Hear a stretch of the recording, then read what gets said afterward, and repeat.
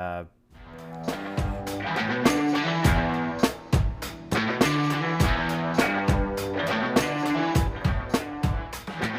What's up, everyone? Welcome to the show.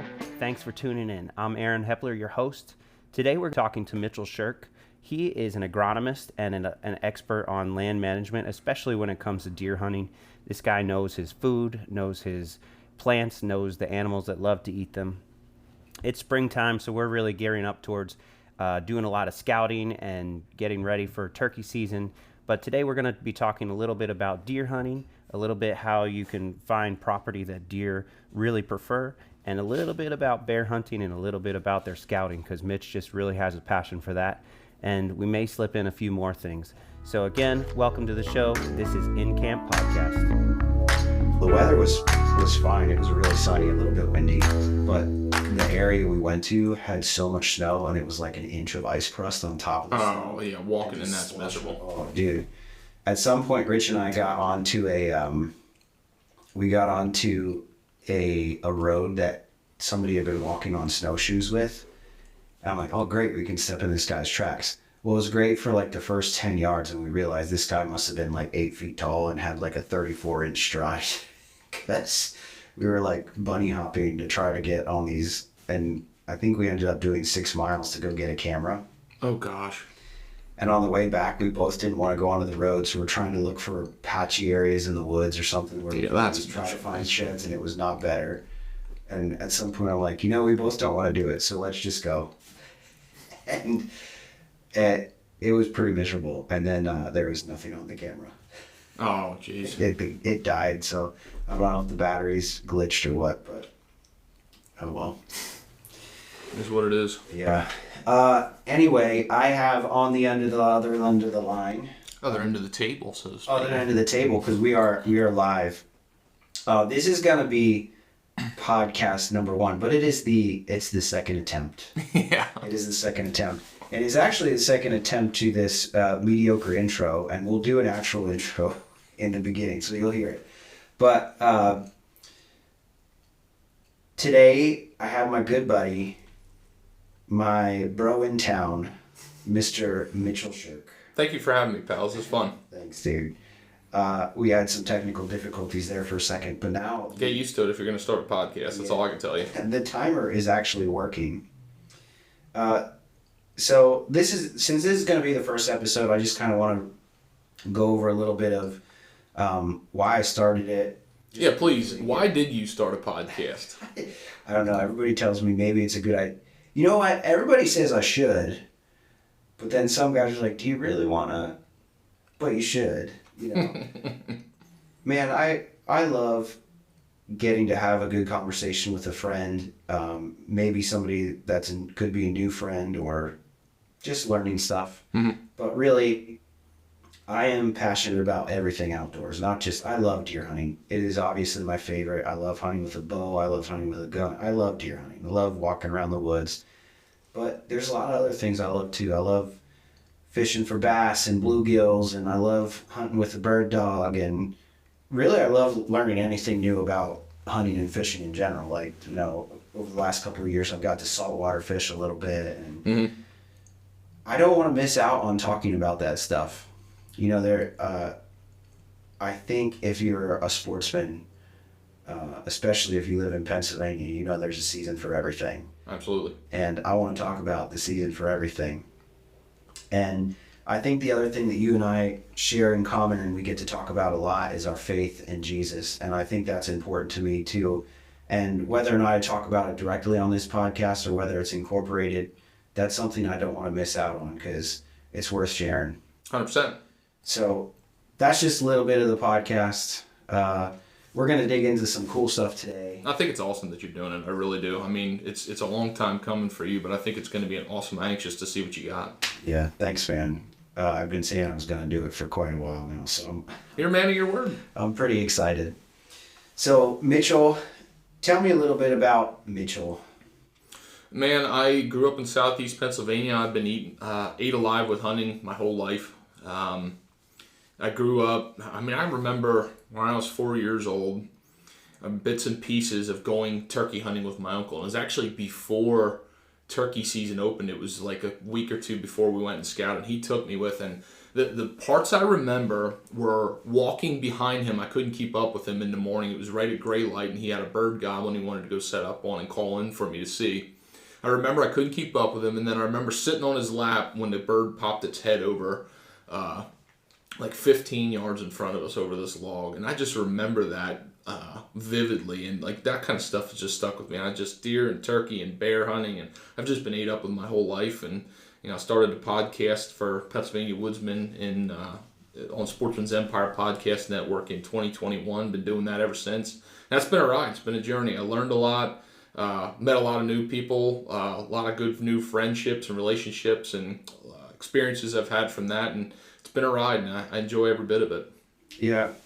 That's cool, man. I think there's a couple things that I wanted to touch on just in your brief bio there. But first, the stories are so cool. And I think we miss out a lot on telling stories because everybody wants to get into the how-to and stuff. And I think one of the biggest reasons I hunt and fish is so I can have a story. Whether it's for myself or for family or for just chopping it up with buddies. But I think that's so cool, and I think bringing people into it is a cool thing. You're talking Absolutely. about being a little kid and turkey hunting, which is like a perfect thing for kids. Mm-hmm. Like, I hope we get to talk about that kind of stuff a lot. So with that, I have a few things that I think about when I think about Mitchell Shirk. So we're going to talk about the three things I think about when I think about Mitchell Shirk. Mitchell is in my opinion, a soil and land management expert, because it is in fact his career, and we're going to touch on it. Mitchell loves a traditional deer camp. And Mitchell has been infatuated with bears for the last few years. So we're going to touch on it because it's really cool. It's a really cool thing, and I think it's a different thing that you can get an angle in on scouting, and I think we should relate why it makes you a better hunter. But that's going to be the last thing we're going to talk about. So I want to know, tell people what you do for a living. So I'm an agronomist. So I work for a third-party agricultural consulting company.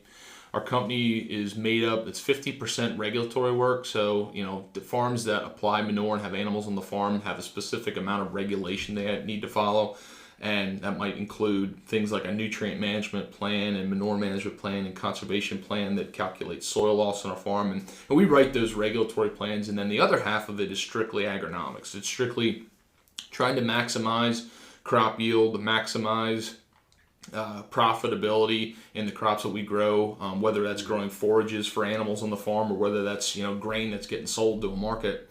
And that's where I kind of come in. So my interest is in soil and just everything about agronomics, and that's kind of stemmed off of the fact that I grew up getting my hands dirty on a piece of property that I hunted on and digging in food plots and learning about planting and learning about plant and animal interactions. And that's kind of what fueled me into the world of biology in school. And I had a very, very small ag background. It was kind of interesting the way that the dial landed on ag as a job for me. Yeah. But it's going on 10 years now, and there's parts of it that are hectic, but there's a lot about it that I do like and enjoy.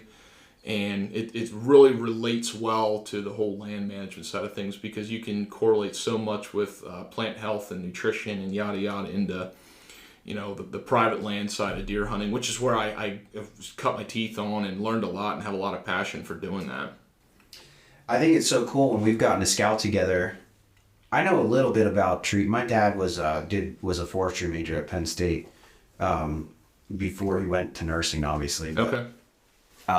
The guy knows. I can walk into the woods and be like, you know what tree that is? No, it doesn't have any leaves on it. How am I supposed to know what it is? But he can tell by the bark. Yep. You're a lot of the same way. When we go scouting, you really know a lot, especially your native species to Pennsylvania, and what type of benefit they bring to the wildlife in the area. I'm forgetting more and more as time goes on. Yeah, but especially when it relates to hunting or what you might hunt on. Right. Or how you can use it to benefit your strategy. Sure. I think that's really cool. But how do you think that hunters could do a better job evaluating the land they're going to hunt, whether it's public or if it's private? Obviously, you have the opportunity to manipulate some of it or manage, do like hack squirts or hinge, all that stuff that's been popular talking about. We can touch on some of that because I know it really interests you, and I do think it's a really cool thing when people get the opportunity to do that, because it doesn't only benefit deer, right? It can benefit wildlife as a whole and make your deer hunting better, benefiting all the wildlife. But what about for the public land hunter? If you're going to go onto a landscape and say, oh yeah, a deer is going to live here and it's going to use this area for its benefit, what are some things you might hone in on? Well, that's a loaded question, and I'll just try to break it down the way that makes the most sense to me. I want to hear what you would do, though. It doesn't need to be what you should do or theory. I got you. Yeah, For me, I just try to see when I go on to, like, when I hunt up at camp and I'm hunting public land, and I might be digging into a place that I haven't really stepped foot in that much, I look for edge, flat out. And edge can be a lot of different things. Mm-hmm. Edge can be a field edge, from a crop field to woodland, but you can break down edge a lot more minute than that. An edge can be something where you get into a conifer slip, into hardwoods. It can be the age of a hardwood. It can be the exact same forest makeup, but the difference in age and how it was cut. It could be as simple as a bunch of ash trees that were living and fell in this area and now created an opening, and there's a change in the amount of vegetation from one side to the next. Edge could be no difference in vegetation, but it could be a terrain. It could be that there's a distinct point that runs east and west, and it meets a hollow, and then that another point meets that, and it brings a lot of congregation in that. So for me, I always try to dive into what is edge, and I follow edge. Because when you follow edge, you follow wildlife. You follow things they travel on. And the other thing with edge, it creates food diversities. It creates differences in food. So if you want to keep it real simple, I look for edge. Changes in diversity. Then you can start breaking down why. And then that's where you go, okay, well, I see an animal is browsing on this plant species. I don't know what this plant species is, but I can find out. And that's how you can kind of learn and snowball. Oh, deer are eating this because at this time of year because X, Y, and Z. Right. That's so beneficial. I actually just did a podcast with Clint Campbell from Truth from the Stand, and we were talking about mastering the basics. And the people that are really good at hunting, like the guys that are really, like everybody that was like, oh, this guy and this guy, the ones everybody's talking about, the things that they're really, really good at a lot of times are just mastering the basics for their area. 100%. And edges are a really basic thing for deer hunters. But if you know them well, you can find a lot of success. You ever find it interesting how, like, I want to classify like two different styles of hunters. Yeah. There's guys that are ate up with the animal and follow the animal and want to talk about its bedding habits, its travel habits, on all this stuff. And they understand that animal's behavior, but they really don't understand the vegetation around it. Yeah. And then you get other guys on the other end of the spectrum where maybe they're not as ate up on the behavior side and don't need to know what that animal does on a 24/7 basis. Yeah. But they understand habitat and they understand changes in plants makeup and things like that, and all things that gravitate towards attracting animals. And while the resultant how somebody, like if you put each one of those categories into an area, they might not end up in the same tree. Yeah. But a lot of time I figure like they end up in the same area because they can read the land, they understand those two aspects, and it puts you into good hunting. Yeah, I agree. I think there is something to be said about knowing the land over an animal. Not really obviously if you know the animal's habits, but if you know an animal's habits a little bit, and you understand maybe how the landscape changes or how it moves through a season, you kind of have a little bit of a leg up in a lot of aspects. I mean, some guy, if you're hunting a specific buck, maybe you have to learn personality traits of a specific buck. I don't know. I'm thinking of a story. You mind if I interject a story in this? Please do. I love so, this. we're talking about this. It's making me think of something I experienced this past year in deer season. Yeah. So a friend of mine shot a buck, and we didn't put a lethal shot on it right away. Yeah. We gave it some time and followed the track up. There was 8 inches of snow on the ground. We started following this deer, and it's his buck. I wanted him to shoot it. And I said, whatever happens, whoever finishes this deer off, Mike, this is your deer. But, my buddy, he's newer, fairly new. I say newer. He's been hunting 10 years, but he hasn't done it his whole life. And he's still learning a lot of things. And he's kind of gone from hunting with me to hunting on his own. And as we were going through the woods, I was trying to encourage him to stay in front, watch for certain things along the way. And it was so unique, the 3 times that we jumped this deer, every single time I was on edge thinking, this looks like this is where this deer could be. And I had never been, some of the places that deer took us, I had never actually stepped foot in. Right. But as I'm walking along and I'm kind of seeing how the terrain lays and how there's a difference in the vegetation, I'd look ahead, I'd say, man, I could see it happening. There were definitely times in that track where it didn't happen, right? But all 3 times that we jumped that deer, 2 of them I was not ready, but at the same time, it made perfect sense at that transition of a ridge and a chop-off edge. Yeah. One was the edge of a hollow. The next one was something as subtle as we were in a solid beech birch maple forest that had been cut probably 40, 50 years ago, and it's a lot of pole timber. Yeah. There wasn't a lot of change in that habitat, but as that deer was walking on some of these trails and kind of lowering itself an edge of elevation across the side hill, I looked ahead, and there were 3 large hemlock trees, and surrounding those hemlock trees were a bunch of big dead ash trees that fell over. Wow. And I looked at that, and it was just that little subtle change that was only 2 or 3 acres. Not even that, maybe. It was probably 2 acres or less. Yeah. But when he was ahead of me, I said to him, Mike, get ready. I said, he's going to be laying up here. We went another 10 yards, and we just caught the glimpse of an antler, and then we finished the deal. But it was just subtle things like that, and looking at the landscape and just seeing a change in vegetation and some down trees and stuff. I've done it long enough. I've seen that, and I think there's a lot of people that can relate to that. Yeah. And that's such a cool story, too. And that was a great buck. That was a really nice Pennsylvania. What was it, 130? Like a 130-inch right? 8-pointer, clean 8-pointer. Yeah, great deer and great story from PA. This fall was so cool, man. Like, I felt like a lot of people were getting back to camp, back into the.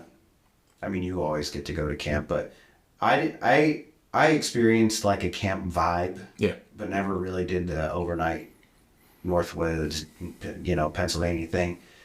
So I got to do that this year, and this was an exceptional rifle season because when was the last time you remember that much snow? It's been a number of years. And it was so cool because everybody could walk around. Like, I mean, if you're hunting a small farm, it's not really a great idea to walk around when there's a couple people hunting a farm. Right. We want the deer to kind of come into that area, not walk around and kick them out. But when you're hunting huge tracts of timber, you cut a couple tracks and learn some things, And a lot of people did really, really well in Pennsylvania that way this year, especially during that. I mean, we had a cold snap. Absolutely. For that. It was so cool. So I'm glad you got to share that story because I did want to touch on that. So I'm glad it kind of just... I don't want to derail you too much in your conversation, but like you said about people getting back to camp, there definitely has been a push where it seems like people are getting back to that, making it a camaraderie group effort. Because, I mean, there's been a time and there's still some separation in a solo venture versus a group venture. Yeah. And you see that fluctuating, and I see both sides of the spectrum. But I do agree with you. There's some stuff changing. Well, I don't know about for you. I love the solo part of deer hunting because, you can kind of be still and think about things that maybe you haven't thought about or, whether it's you're reflecting on your daily life. I don't know about you. I spend a lot of time thinking about deer hunting when I'm in a tree. Me too. But there's a lot of things that I think about when I am, maybe it's a lull in the day or something like that. But it is a solo sport, deer hunting. And especially the rifle camp part is so cool because you do get that camaraderie. And even if you're hunting by yourself, you get to go back and swap the stories with the friends, maybe cut a deer up or whatever. And I think there is a lot of importance in just chasing deer instead of chasing a trophy when it comes to You know, I mean, a lot of people obviously are really focused on killing a big buck, which is fine, but There's a catch-22 in either situation you look at it. yeah, I think though that I think there's a lot less offense taken when somebody kills a deer that they're happy with that is maybe a smaller deer. You know what I mean? Somebody shoots a small buck, there's nobody that's like, you probably should have given that one a year or two, buddy. You know what I mean? Well, I think there's a little bit of separation there, too, between private and public land hunting. Yeah, I agree. Why do you think that is? I think private land hunting, because you own land and you can manipulate it, you become more possessive. Or it's easier to become more possessive. Yeah. And that kind of translates into the deer. And I've fallen victim to that many, many times. And I think you can get more detail oriented in certain aspects of deer hunting and such when you can do that. But you can also let that get ugly. You can taint relationships. You can think unhealthy thoughts. That's a loaded conversation there. It is a loaded conversation. We might have to talk about the risks versus benefits of hunting a trophy deer. But I do think it's important when you're managing your land. If you want a specific herd, if you have the land to do it, and there's opportunity for it, There's nothing wrong with doing there's it. nothing wrong with doing it. And But make sure you set your expectations appropriately. Yeah, absolutely, for the area that you're hunting And not just deer. Make sure you set your expectations appropriately when it comes to camaraderie, hunting with people. Yeah. Because your idea of hunting with your buddies on a small piece of property, is 200 acres with 6 guys. Right. It really is. Yeah. You don't think it is. If you've never experienced it, you think 200 acres, that's a long time. Hunt 200 acres with 6 guys and tell me how big it is by the end of the season. Been there, done that. Exactly. So set your expectations accordingly, not just from the deer side of things, but from the people side of things and managing that. Absolutely. I think we're going to have a conversation about that, though, at some point in time. Agreed. Probably on most of the podcasts. You're making my wheels turn. Yeah, it's definitely a thing to talk about. But from your career perspective, have you seen any kind of impact from different organizations like QDMA or Rough Grass Society, things like that? Do you get involved with any of that stuff with the company? My company, no. There's a lot of great organizations out there, and we might have surface level help and stuff like that. But it mostly, my job, it's less on the wildlife side, more on the agronomics and farm side of things, Sure. which is there's positive too. There's also negative. We're in a position right now in Pennsylvania where there's a lot of disconnect between our state agencies that manage wildlife and our state agencies that manage agriculture. Yeah. And there's a lot of clashing there. So one of the things, this is a sidebar, I've been taking a lot of notes and I'm trying to formulate is how can I kind of bring the two together and what I do with the clients I work with and the resources I have to make it a better for both worlds type situation. Sure. You are testing a lot of soil on farms and stuff. Do you ever see any of those guys have like QDM type management as well, like in conjunction, or not really? Sometimes, yeah. Most of the time, I wouldn't say necessarily that they have. I don't know that I've ever been on to any of my farms that have a quality deer management type mentality. They have the mentality of, I'm going to try to do everything I can to make my hunting good. Yeah. But I think there's a disconnect there. You can do things that attract deer and shoot deer. Yeah. But when I think of quality deer management and managing wildlife, it's not just a 3-month thing. It's greater than that. Yeah. And you start talking about the price of corn, the price of beans, the price of inputs, and everything else. Guys are doing everything they can to make money out of their fields. Yeah. That doesn't go hand in hand with wildlife. I mean, you start attracting a lot of deer to something that you're trying to make money off of. There's a disconnect somewhere. Sure. And that depends on everybody's different financial situation, how to handle it. So I can't say I've been on farms that really dive into QDMA. They might set up things in a favorable hunting manner, but I think there's a big disconnect there. Yeah. So you have a goal to connect them? I have some ideas in how we can try to connect hunters with farms. Yeah. How we can connect the dots and some of the things that are in place for managing deer in high populated situations and maybe make it more appropriate for farms. There's some places that farms I work, they might own 95% fields and a little bit of woods. Sure. And they want deer shot on those places. But the problem is that they're landlocked by a lot of other woodland that is either no hunting, hard to access, or it's only a few people hunting it and nobody has permission. So you have high densities of deer. They're having a major impact on crops, but it's kind of hard to manage those. And I have a couple of ideas on how we can better that for some farmers in some situations, but it's I don't have it all figured out. There's a lot of work to that. So that's kind of, when you talk about taking my job in agronomics and blending it with wildlife, it's really managing, it's not as much managing deer, it's managing people. Yeah. And trying to communicate well and efficiently to bring people together in like-mindedness. Yeah. Most people suck too, so that's hard. I know. I try not to be one of them when I can help it. Yeah. I try not to think people suck, but sometimes they do. I think everybody can relate to that. 100%. So, your love of a traditional deer camp, what was the first deer camp you remember? 12 years old. Yeah. Yeah, I remember as a kid. See, my dad hunts and loves camp, but my dad is not ate up with hunting like I am. Yeah. But he would not miss deer camp, and he didn't miss bear camp. And I remember growing up as a kid, before I could go, we didn't have cell phones, and it was, bear season was the one I remember, because my dad wanted to shoot a bear so bad. He would go to bear camp on Sunday afternoon, hunt Monday and Tuesday, come home Tuesday night. I would have no idea until he came home Tuesday. And I remember the garage door opening that evening, and I'd run down the steps and want to hear all about it. Did you get a bear kind of deal? And that translated into deer season too, because he'd go to deer camp. And when I was 12 years old, I wanted to go to deer camp with Dad. And yeah, keep in mind you're a 12-year-old kid. My expectation of deer camp was modeled off of the hunting experiences I had in southeastern Pennsylvania, where there was a lot more deer, and it was a lot easier to find them from the forest makeup and stuff. And I went the first 2 years to deer camp. In those first 2 years, I saw one tail, is all I saw. And I was hunting the way Dad hunted and everything else, and I quickly had enough of that. I had no interest in that. So from like 14 through high school, I never went back to camp. Oh wow. Didn't hunt up there, had no interest.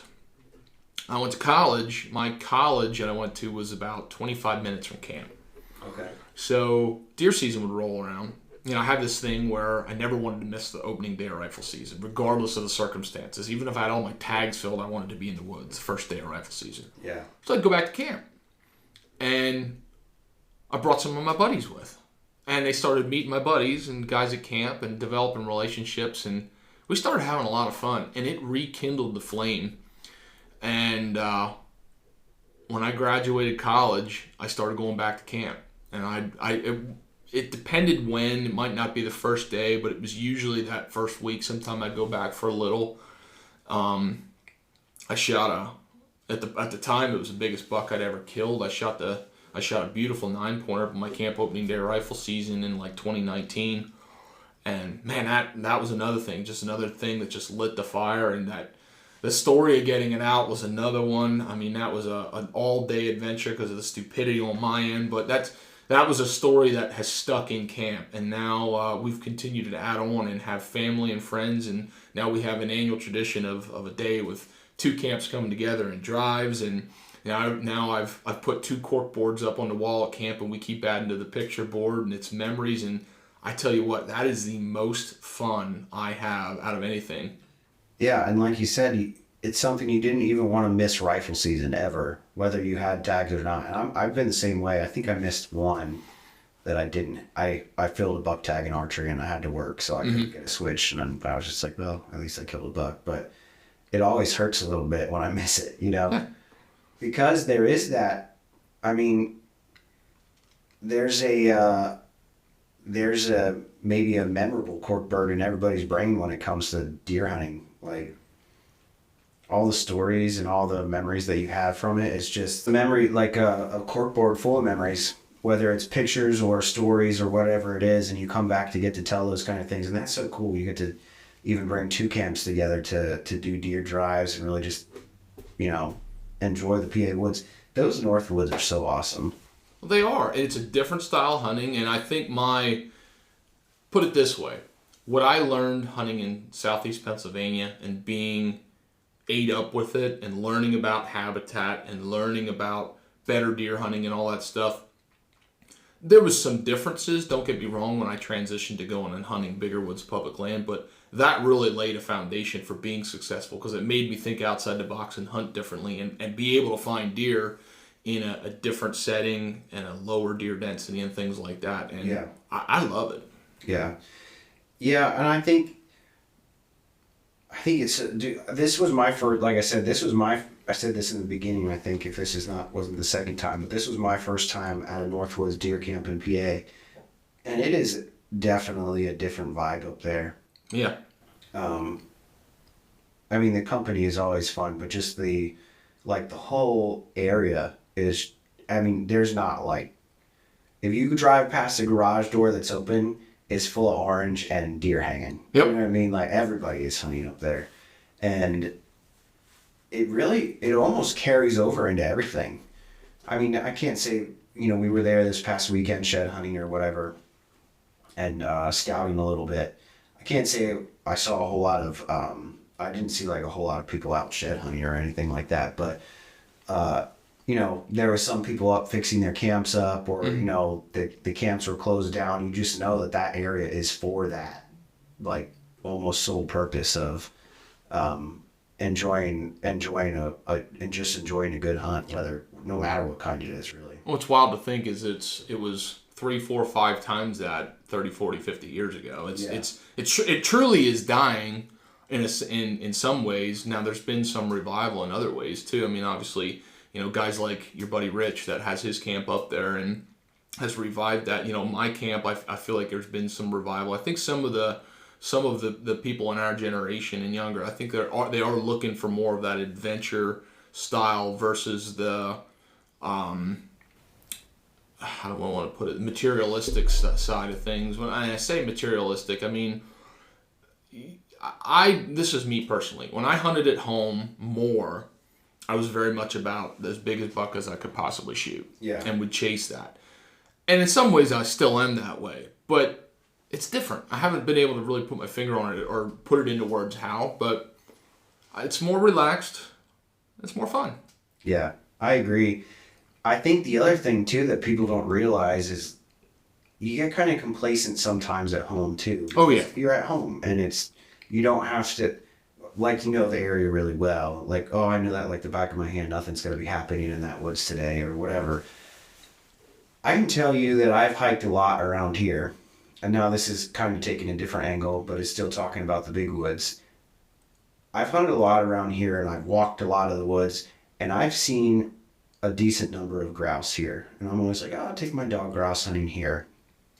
And although Rue is just a beast this year for a little doggy, we saw more grouse in 2 days of walking around up in that woods than I have seen in my entire life. Really? I think, maybe not that many, but I think we flushed at least 20 to 30 grouse. Wow.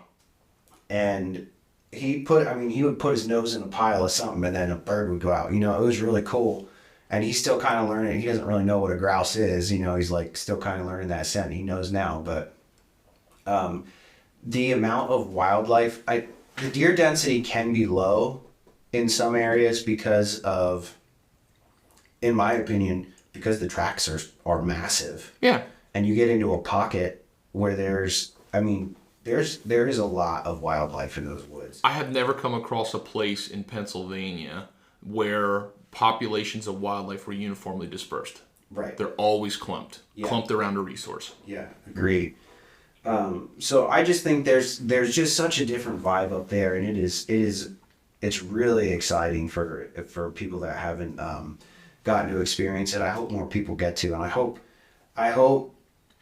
getting to do this podcast encourages people to do that, because I don't know if I want it to be like it was 40 years ago, selfishly, but I hope a lot of people get to experience it at least once because it's freaking awesome. Absolutely. What's specific about your camp? You have what kind of place is it? Just talk about the camp. So my camp, the way that started, it's kind of a unique story. I actually did a podcast, my 100th episode. I had my two grandfathers on. We talked about deer camp and deer camp traditions and how they found their camps. And the camp that I call my camp, it's on my dad's side. My grandfather, that all started. They were hunting on a piece of public land and got permission. They took an old bus. And they took the seats out and turned it into like a motorhome, and they literally drove this bus to its final resting place where this bus broke down. And for 2 years, they hunted out of this bus. It was all fixed up, and that's where they stayed in deer camp. That's great. And then when they were hunting there and traveling around, they started looking around for other places. And my great grandfather and my great uncle, my grandfather's brother, bought a place, and it was an old farmhouse. It was built in, I believe, like 1904, 1905. They bought it in the 60s. Okay. And, let's say the first 2 or 3 years, it was the family camp. Then it became incorporated, and it became a hunting camp. And then there was 18 shares. And at the time, through the 60s, 70s, into the 80s, I mean, it was full. It was 18 members that avidly hunted that 2-week-a-buck season, 3 days a doe season. And it has a lot of history. The camp itself, the camp owns acres, like 22 acres. It's in a valley, snuck between two pretty steep mountains. Got a beautiful creek going past it. Like I said, it's an old farmhouse, so that little river bottom, like there's old orchards and stuff around. Oh, cool. Big meadows. It's been redone a lot, and that's one of the benefits. My dad who loves camp, is a very gifted carpenter, and has finagled a lot of really cool things to happen to improve the camp. In addition, so we actually have running water and electricity and indoor plumbing now, which we didn't before. Yeah. Which didn't make camp, but it made it a little bit, nicer. More people wanted to go to it, and I guess was the catch-22 there. But the bedroom upstairs, it's 5 double bed bunk beds. You could sleep 20 guys upstairs if you really wanted to. And then there's a downstairs bedroom with 2 double bed bunk beds. There's a pretty large dining area that comes around into a living area. And one of the things that I'll disagree with my dad on all the time is he figured out how to get DirecTV or Dish Network or whatever, and he'll turn it on and off at certain times of year, and I never want to turn that TV on. I always camp doesn't need TV, and I think he was that way for a time, but it's got a lot of at-home feel, but at the same time, it's camp. Yeah. We did watch Tombstone up at Shirk Camp this year. That was kind of worth it, I guess the anemones of the 21st century sometimes are nice. Yeah, every now and then. But no, it's definitely not the TV is definitely not the centerpiece of camp. So I get that, man. Like, there's plenty of stories to share, and it is such a cool thing that I think really it doesn't necessarily make Pennsylvania unique, because I know there's other states that do it, but it is a pretty well-known thing that it happens in PA. It is. I mean, the states you think about are Pennsylvania, Wisconsin, Michigan. Those are like the 3 deer camp type states I think about. What really excites you about those woods? I don't know. I truthfully don't know how to answer that. I guess I should say too, because the last 2 years really, you've gotten bit by the bear bug real good. But the last 2 years you're like, man, I just want to kill a good one up at camp with your bow specifically. But you're so excited about it. You're passionate about it. You talk about it a lot. I think it's really the fact that there's so much history in my camp with my family and all the stories. And, I think about some of the places I've walked, and I think about how many times did my grandfather and his brothers and their buddies walk through here, and what did they see in these places.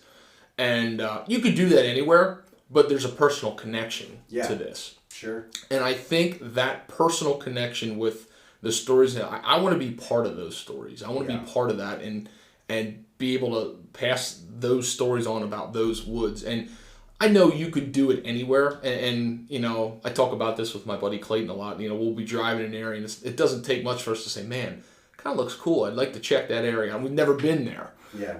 But my camp will always take a little bit more rank. Just because of that very reason. So I think what infatuates me about it is the history, and then it has that big woods mystique, but it's the personalization of that area. Right. Yeah, that's cool.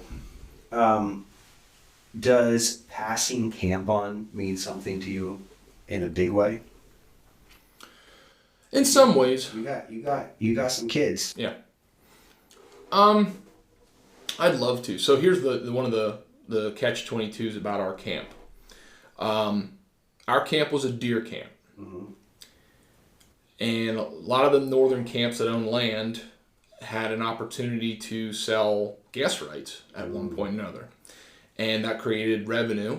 And that was a great thing for camp, did a lot of positive things. But one thing it did is it turned camp a little bit away from a deer camp and more of a northern getaway type place. Okay.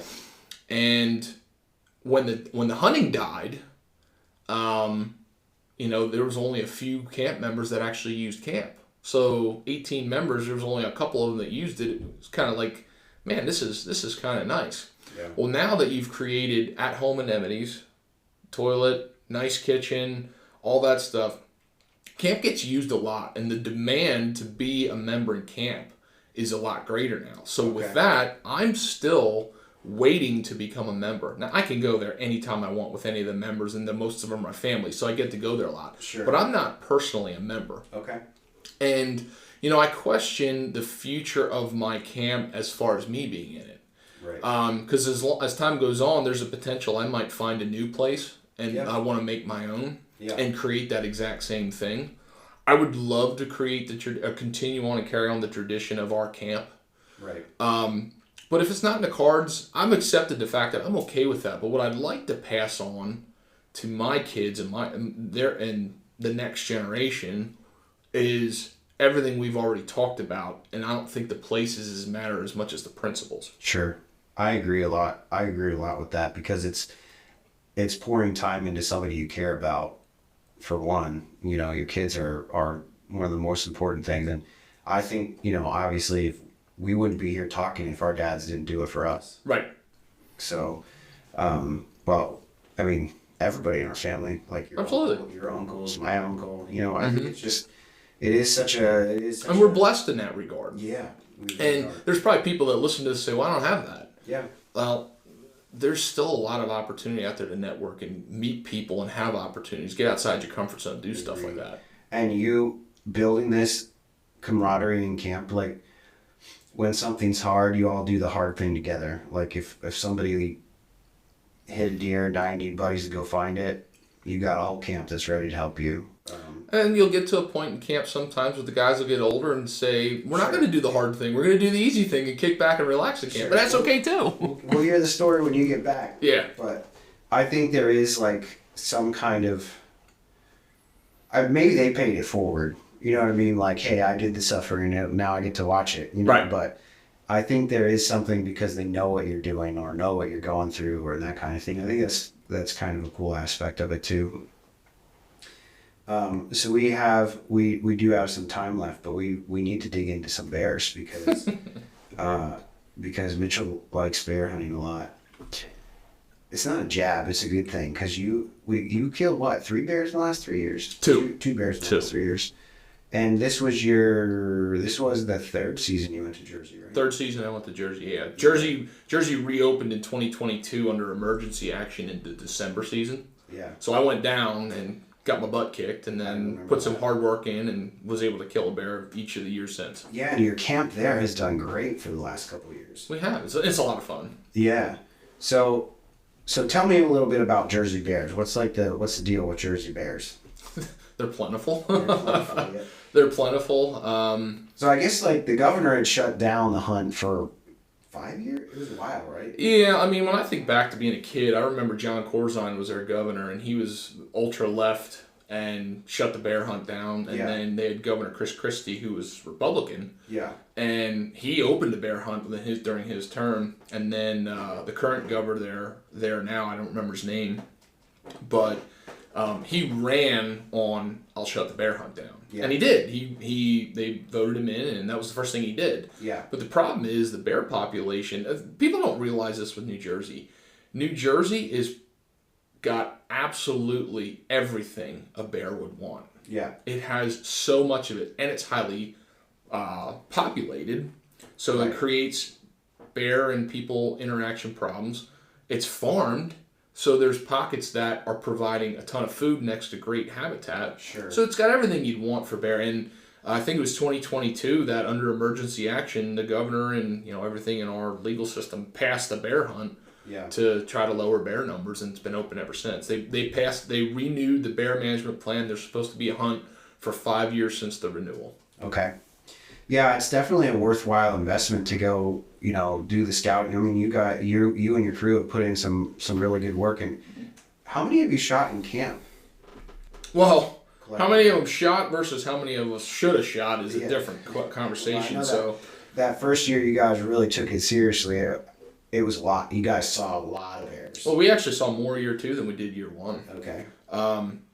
Both years, the same 2 guys got bear. Mm-hmm. Myself and then my buddy Jason, who I've had on my podcast a number of times. Both of us killed 23 and 24. Now, that said, I hunted with Mark Lesher, who I've had on the podcast to talk about that bunch. Yeah. The opening morning we were down there in 2023, the first time we ever went in that October season, he saw 9 bears by noon opening morning. And he passed every single one of them because he's killed 5 or 6 bears in Pennsylvania. Yeah. And he didn't need to shoot. In his mind, he goes, I don't need to shoot a 200-pound, 2 or 3 year old bear. He goes, I only shoot a giant. Yeah. And we had him on camera to make him want to shoot him. So, he could have easily killed one that year. And then last year, there was 5 or 6 of us that went, and we saw, I don't know how many different sightings. I used to remember. I've lost that number. But the one guy passed up bears because he was trying to shoot a bigger one, but he saw the most out of anybody. He just didn't shoot one, but had opportunities at legal bear. Okay. We had a miss. We had a hit and didn't recover, and then the 2 we got. And of the 6 guys that went, the one guy hunted a day and a half and he didn't see a bear. Kind of felt bad for him, but at the same time, I think he didn't scout at all. We was relying on us. We put him in good places, but he just didn't connect on anything. But it's been a rodeo hunt down there. Yeah. Are you gonna do it again? Plan is to. The plan, it's unique for bear hunting. I like to take people and I like to share my experiences. And there's been a couple people that have wanted to go, and I said I'd take them, and then it kind of falls through. So then I'm like, well, I guess I'm hunting for myself again. I still want to kill a big one. I never killed what I would classify as a big one. And a big one to me is you take the guts out of it, you hang it up on a scale, and it weighs 300 pounds. That's a big bear to me. Yeah. So I have this number in my head. I like to shoot a 300-pound bear. Yeah. And so I'm going to go, but I'm still going to go. Will I put as much time scouting and effort into it like I did in the past? I don't know. Yeah. I think I'm going to direct more of my off-season efforts to camp and deer hunting. Yeah. But I've learned enough of the area down in Jersey the past 2 years that I think I can look for specific things in shorter amounts of times and still have possible success. Sure. Yeah, I mean, it seems the area you found seems pretty loaded, especially when it comes to trail cameras. I mean, you guys have quite an inventory. What is it about bears that you think draws you in? So I have bear hunted in Pennsylvania my whole life. Yeah. I killed a bear when I was 13 years old. Okay. And I always had it in my mind with bear hunting, if I killed one in my life in Pennsylvania, that's good enough. Because a lot of people hunt their whole life just to get one in Pennsylvania. Yeah. So I got one, and I still went to bear camp every year, but I went to bear camp, and bear camp was 15 to 20 guys making drives. Yeah. And it's fun. I didn't really learn anything about bear hunting. Not really. We learned about how to make drives to get bear out and kill them, and when it was your turn, you'd kill one. Yeah. I didn't learn a lot about bear hunting. I was in college. One year I was a driver. We were waiting for the standards to wrap around to do another drive. I had a bear come up to me. I shot that one. So I'd killed 2 bear in my life before I'm out of college. Yeah. And my interest of hunting them more dwindled. But I think 2 things happened. One, I always wanted to shoot one with a bow. And I had an experience up at my camp the one year where I was new to the whole saddle hunting, and I wasn't good with my system. Okay. And I was up in the tree jacking around with my equipment at like 3 o'clock in the afternoon. My bow was on the ground and a bear came in. And I was so shook up from that. I'm telling you, dude, I shook so bad trying to get everything set. I did get the full draw on it, but it would have been a Hail Mary and I didn't want to send it. So that was a light switch moment where I didn't get a bear with my bow in Pennsylvania and I wanted to. Yeah. So that lit the fire. And then the other thing too, and you can relate to this, is people feed off each other. Yeah. And as time goes on, different people in your life, I was around people that were interested in bear hunting. And I started hunting with Mark Lesher a little bit more. And he's told me that if he had to pick one animal, it would be bear. So hunting around him, and then and stuff like that, and then this Jersey opportunity, I thought, man, that'd be an opportunity to go cut my teeth and try to learn something about bear and shoot one with a bow. And it kind of lit the fire, because I tell you what, you want to talk about an adrenaline rush. The area we hunt, when you're in a tree and you're hunting on trails that are bear trails, and you look to the right, don't see anything. You look to the left, you don't see anything. You look to the right, and all of a sudden there a bear appears at 20 yards because they're so quiet. They're so stealthy. And the adrenaline rush that comes over that, oh my gosh. I remember the first bear I drew back on, she was 40-some yards, and I was going to try to take a shot, and I drew back, and I never had a great opening, which is good, because I probably would have tried to shoot. But I was shaking so stinking bad. It was just an adrenaline rush like I never experienced. Yeah. I killed a bear. I don't remember how old I was. It was in 2017, I think. And it was the first bear that I killed. And I remember I went up to a camp a couple hours away, right near the New York border. And it was right before we were like, oh, well, reception wasn't great. Oh, we'll just all meet back in the cabin for lunch at noon. And my phone died. And I'm like, well, I don't remember what time it is. And it was about to rain, so I couldn't really see where the sun was. And I'm like, well, it kind of looks like it's there, So I'm like, I'm going to give it like 10 more minutes. And then it started to rain and it was sleeting. And I'm like, oh, this sucks. And I was about to get down. And I tied my pull rope onto my gun, and I looked up and there was a bear like 40 yards away, just like dancing around, like just, and I'm like, holy crap, like I didn't even hear that thing. And it's not like, the rain wasn't loud or anything. It was just kind of misting and the sleet started, whatever. And the same thing. And I was hunting with a gun. And I remember the adrenaline rush was like, boom. Instantly. Yeah. And it wasn't even a big one. It was a little one, It was like a 1.5-year-old bear. But it is it's a cool animal. It's definitely different than deer. They're not, in PA, you don't have a lot of people that are trying to pattern a bear like they are a deer. No. And it's not, I don't know if you could. I mean, I'm sure you could in some aspects, like if you know that a bear is been using the cornfield, right? I know a lot of people are hunting bears over sorghum or something like that. If you know a bear is using a source, maybe you can find out where it's coming from or something. But I'm learning you can pattern bear, but it's not in the mentality that you necessarily think from the context of deer. Okay. Give you an example. Yeah.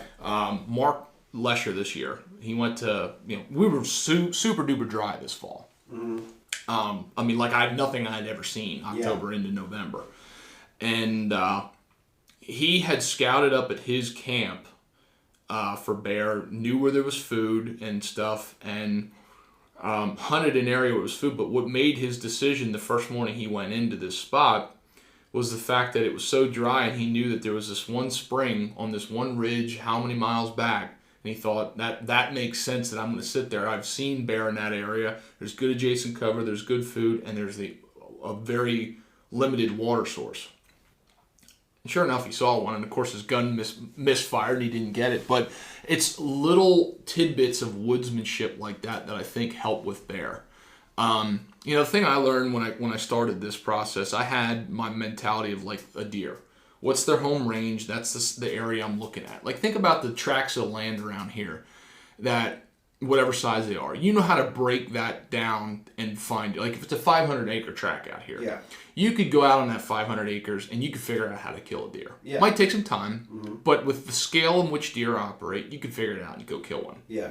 For bear, it's a lower populated animal with a way bigger home range. Yeah. And I learned, when it comes to my scouting, I need to look for the same things: food, cover, security, water maybe, but I just need to do it on a bigger scale. So that involved me getting in a car and driving miles and countywide in certain areas that were supposedly, this is a good area, but the area is hundreds of square miles. Break it down. And when I started doing that and taking the simple concepts on a bigger scale, I started finding bears. Yeah. Okay. Yeah, I mean, it is definitely a huge difference when you think of home range like that, because it's not easy to break down hundreds of thousands of acres like that. And, I mean, you could break down 10 acres and kill a deer. Absolutely. And the area that we live in, Pennsylvania, would be really hard, I think, to pattern. Yeah, you think about some of them tracts of land up there. Like, I think up at my camp, the north side is 70,000 acres of state forest land. The south side's 55,000 acres. Yeah. So now go figure out you're going to go pattern a bear? Probably not. But what you can do is learn as much of that woods as possible and understand what bear look for. Yeah. And try to find it in those places, and you'll set yourself up for trying to put yourself in the best possible chance to see a bear come through that area. Yeah. Do you think in New Jersey it's more of you can do it on a smaller scale? Oh my gosh, 100%.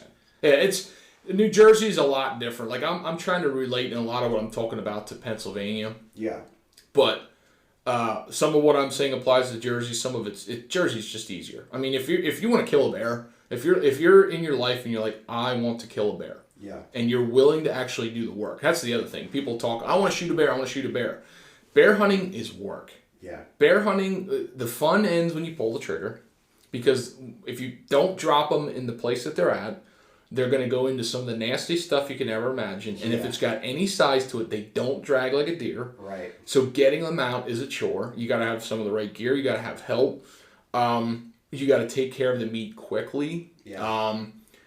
They're just more work. Flat out, they are more work. And I've learned a lot of people don't want to work for a bear. Yeah. And that's okay. Yeah. But if you're having in your mind, I want to shoot a bear and I want to do the work and I want to try to learn for it, go to New Jersey. And if you put any amount of time in the woods, you can kill a bear. Yeah.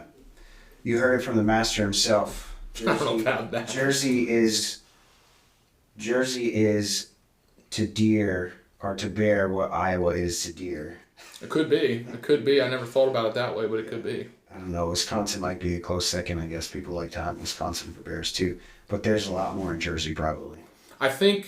And the densities. Somebody told me the density, Jersey's the highest bear density east of the Mississippi. Right. I don't think it has the highest population. Right. But it's a small area. Yeah, the density for sure. Pennsylvania actually has a pretty healthy bear population. Oh, absolutely. I mean, there's a lot of skepticism of what the numbers actually are. Yeah. But especially when it comes to success rate. Well, yeah. I mean, the numbers I always heard were there was 200,000 bear licenses sold. So in theory, that's 200,000 bear hunters, and we average 3,000 bear killed a year. Yeah. I think our high years are only in the high fours. Mid to low fours was the highest we ever had. The year that they did the first year muzzleloader season, a week long, was when we had the highest bear kill. I want to say it was like 4,200 or 4,300. Yeah. So I want to hear a Mitch story, and I want to hear you killed your first flintlock bear this fall, right? I don't know. I'm sure you told me about it, but I want to hear about it again. Because I honestly don't remember the story, so let's hear it. Well, the flintlock, I've hunted with a flintlock my whole life, and I had this goal of just being better with it, being more proficient with it. Right. Because I've hunted with groups of guys, deer hunting, where you make drives and that after Christmas season, and guns go off, and you hear on the radio or a text message, who was that? Who shot? And depending on who it was, you're like, yeah, they didn't get it because they just couldn't hit anything with it. And that was me for a duration of time. I flung lead at deer like crazy and couldn't hit. And I had it in my mind, I got to practice this with this weapon and get better at it. And I'm learning too that if you don't set a goal or a plan to do something, you might not prepare for it. So the goal I set was I'm going to kill a bear with my flintlock, and if I'm going to do that, better make sure I got a good load and a lot of practice under my belt with it. Yeah. So I did that last summer, and into fall I practiced with it a lot and made a load that was working well, shooting accurate. I shot a lot more than normal, and the spot I went to, I shot it on the same property that I shot the one the year before, but a different section of that property. But I had chosen, I wanted in 2024 to spread myself out, that I had options for different wind directions, and I wanted to have any wind direction I was going to put myself in a chance to shoot a mature bear. Mm-hmm. Because the year before I had this spot all picked out and thought I was going to shoot one, and the wind was 180 degrees wrong, and I didn't have a good hunt the first morning, and that's another story. So anyway, the way New Jersey's October season works, it opens on a Monday. This is the second Monday in October. The first 3 days are archery only. The last 3 days are archery and muzzleloader. Okay. So, the gang of guys was down all week, Monday through Wednesday, hunting with the bows. I came down Wednesday night to hunt Thursday, and I was between two different places for that opening morning. And what made me choose the spot I went to was one of the guys in camp wanted to hunt a stand that we had preset. Sure. And he didn't have a vehicle. He was carpooling with guys. Oh. And the other vehicle in camp was going to go to another property. And I said, well, that just makes my decision easy. I'm going to go hunt that place so you can hunt that stand. And I know the place I'm going is a good spot. Good. I had a 50-50 coin toss. Which one am I going to go to? So right. Walked around this lake, and it was a hardwood ridge. A very, very, it was like a big knuckle. It was, I don't know how to explain it. It came to a point, it only ran maybe 75 yards in this point, but it was like you come up and then you're down the other side right away. Not real high in elevation, only probably 100-yard drop in elevation on either side, but fairly steep. Yeah. So I positioned myself. It was supposed to be a south wind that day, and when it was a south side of the hill, so I figured the thermal would be rising as the day goes on. And I put myself in my tree stand about halfway down the hill that I could shoot to the top of the ridge with ease. I could shoot to the bottom, which transitioned to like a thick swampy mess. And there was a lot of edge that came in together, and I had bear sign there, so that's what made me sit there. So I was set up in my tree. I brought a stand with me that morning, hung it in the dark, got all set. Sun started coming up. It was in the 30s that morning. It was pretty chilly. And you can use lure down there, scent. Yeah. So I put some scent out in some of the areas just to try to.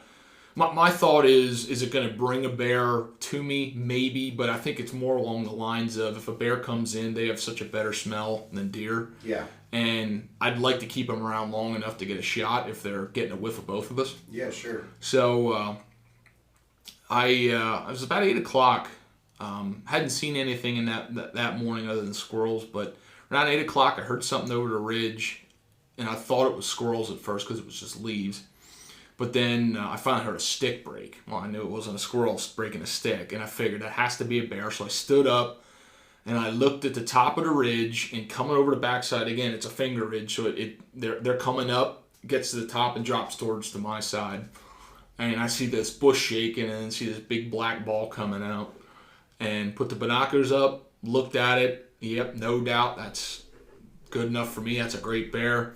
Grabbed the muzzle loader. I think I had put pan powder in already, so I was good to go. I think I just primed myself up. I leaned against the tree and I came into an opening, and I don't know what sound I made to make it stop, because like bear, I've heard people that they'll try to bleat to them or whistle to them, and they just keep walking. So I made some god-awful sound, just to make this thing stop. But it was like 50 yards in the opening, and I tell you what, the sun beating down on that side hill and that bear standing in that opening, that was such a pretty sight. Yeah. But I touched one off, and she dropped in her tracks, and it was bittersweet because I hunted 2 hours and I was done. All the build up and anticipation for that hunt, and that was the first time I was out hunting that fall. So I had 3 days slotted to hunt, and I was looking forward to hunting, and I killed quick. So it's bittersweet because I accomplished my goal, but I was like, I was kind of looking forward to cutting a couple other areas and seeing some more game. And yeah, I know the feeling. Of shooting something real early in the hunt. But man, that's such a cool story. And I'm probably one of those people. I really do want to go with you. Well, come on this year. I'd like to go. I'd like to scout. Let's go. Maybe we can make some time this spring to go down there for a day, or even if it's not that far. We can make a morning drive and then absolutely do a little bit of scouting, because I'm one that, like, obviously, if I'm taking you hunting and you've never been to an area, I'm going to send you waypoints to go. Yeah.